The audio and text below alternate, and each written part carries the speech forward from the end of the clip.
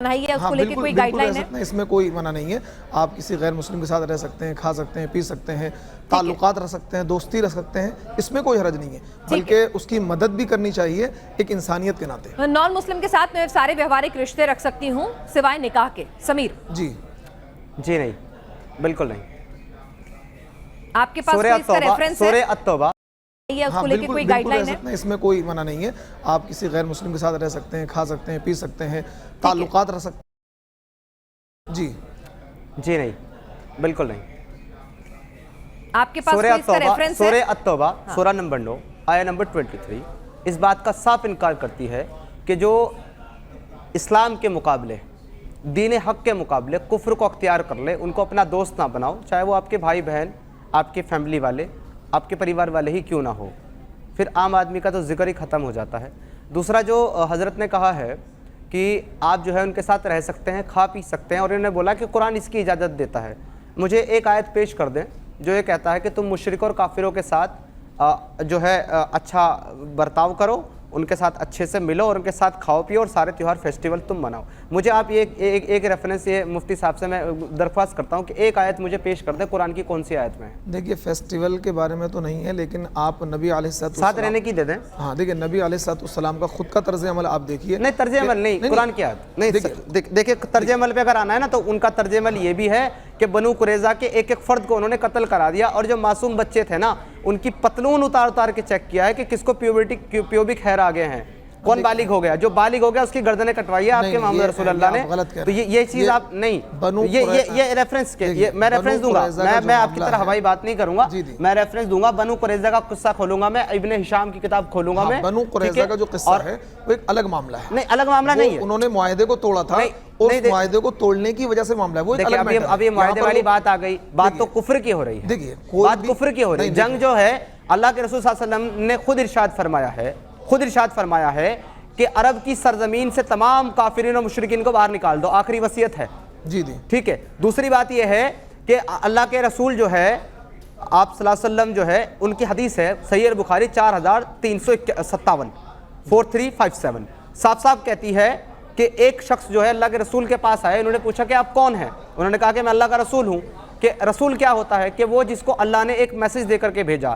تو انہوں نے پوچھا کہ آپ کو کیا میسج دیا گیا ہے, کہ مجھے اللہ نے یہ میسج دے کر کے بھیجا ہے کہ میں تمام دنیا کے اندر سے بتوں کو توڑ دوں, ختم کر دوں, تاکہ صرف اللہ کی عبادت کی جائے. اب کہاں سے آپ یہ بات کرتے ہیں؟ چلیے ٹھیک ہے, وہ ایک الگ ٹاپک ہے, اس پہ بھی ڈسکس کریں گے. میں آپس میں ساتھ رہنے کی بات بتا رہا ہوں. آپ نے ساتھ رہنے کا سوال کیا ہے, ساتھ رہنے کا بتا رہا ہوں. کوئی ان کی بات کو کاؤنٹر کیجئے. انہوں نے ایک باقاعدہ آیت کا حوالہ دیا ہے کہ اللہ کہتا ہے کسی دوسرے دھرم کے شخص کے ساتھ نہیں رہ سکتے آپ. نہیں دیکھیے ایسا نہیں ہے. آپ مدینے کے اندر, اور مدینے کے اندر غیر مسلم بھی تھے اور اسی طریقے سے یہودی بھی تھے, اور سب آپس میں ساتھ میں رہتے تھے. رہا مسئلہ اس کا کہ جب بنو قریظہ نے معاہدے کو توڑا تھا تو اس معاہدے کو توڑنے کی ان کو سزا ملی تھی, اور ان کو وہاں سے بھگایا گیا تھا. یہ آپ اس کو پڑھ لیں اچھی طریقے سے. قرآن کی آیت کلیئرلی کہتی ہے کافروں کو اپنا دوست نہ بناؤ, کیونکہ بے شک اللہ ان کو پسند نہیں کرتا. تو اب کافر کون ہے؟ سمیر مجھے کریکٹ کیجئے گا, میرے کو ایک جانکاری ملی ہے, صحیح ہے کہ نہیں, اور قاسمی صاحب آپ بھی. پہلے سے معافی مانگتی ہوں اگر کچھ غلط میں بولوں, کیونکہ دیکھیں میری اسلام کی جانکاری جو ہے وہ ایک لیمیٹڈ ہے. پروفٹس کے جو چاچا تھے اپنے, انہوں نے آخری وقت تک اسلام قبول نہیں کیا تھا, لیکن پھر بھی پروفٹ اپنے چاچا کے ساتھ رہے. تو سمیر آپ کی بات صحیح کیسے ہو سکتی ہے پھر؟ جی اصل میں پروفٹ صاحب جو ہے اپنے چچا کے ساتھ اس لیے رہے کیونکہ پروفٹ صاحب یتیم تھے, ان کا سرپرستی کرنے والا کوئی تھا نہیں. اور آپ صلی اللہ علیہ وسلم کو جو نبوت ملی ہے وہ 40 سال کی عمر میں جا کر کے ملی ہے. تب تک اس سے پہلے آپ جو ہے ان سے الگ ہو چکے تھے, کیونکہ 25 سال کی عمر میں حضرت محمد صاحب نے خدیجہ کے ساتھ نکاح کیا, اس کے بعد خدیجہ کے ساتھ رہنے لگے. تو صرف 25 سال کی عمر تک آپ اپنے چچا کے پاس رہے ہیں, اس کے بعد آپ جاتے تھے. نہیں میری جانکاری کہتی ہے سمیر کہ جب ان کے چاچا کا انتقال ہو رہا تھا, میں آپ کو بتا رہا ہوں تعلق ایک ہی تھا. کلمہ پڑھ لیجئے, تو انہوں نے کہا کہ نہیں میں کلمہ نہیں پڑھوں گا. انہوں نے کہا کلمہ پڑھ لیجئے جنت چلے جاؤ گے. تو اس کا مطلب ہے کہ پروفٹ صاحب کے ساتھ اپنے چاچا کے ساتھ وہ آگے کے وقت تک بھی رہے. جی تو غیر مسلم میں یہ نہیں کہہ رہا کہ ان سے کنیکشن خود اپنے چاچا جو غیر مسلم تھے ان کے ساتھ رہے, تو کیوں وہ دوسروں کو رہنے سے منع کریں گے؟ کیا آپ غلط بات پھیلا رہے ہیں لوگوں کے من میں؟ جی میں بتا رہا ہوں آپ کو, اس کا جواب میں آپ کو دے رہا تھا.